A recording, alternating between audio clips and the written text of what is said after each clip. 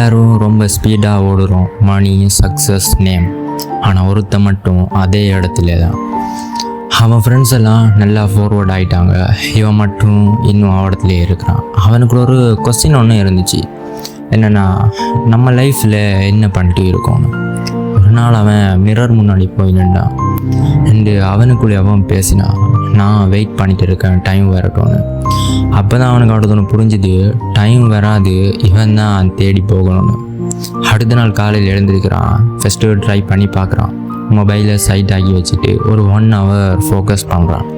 டே 1 கொஞ்சம் கஷ்டமாக போச்சு, டே 5 கொஞ்சம் பெட்டர் ஆச்சு, டே 13 ஃபுல் சேஞ்ச்.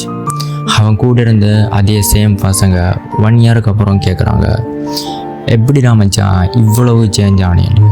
அவன் லைட்டாக ஸ்மைல் பண்ணிட்டு சொன்னான், நான் ரொம்ப ஸ்பீடாலாம் ஓடலை, ரொம்ப ஸ்லோவாக நடந்துக்கிட்டே இருந்தேன்னு சொன்னான். ஸோ ப்ரோ, இங்கே ஸ்பீட் முக்கியம் இல்லை, நம்ம அதை ஸ்டாப் பண்ணாமல் இருக்கிறது தான் ரொம்ப முக்கியம்.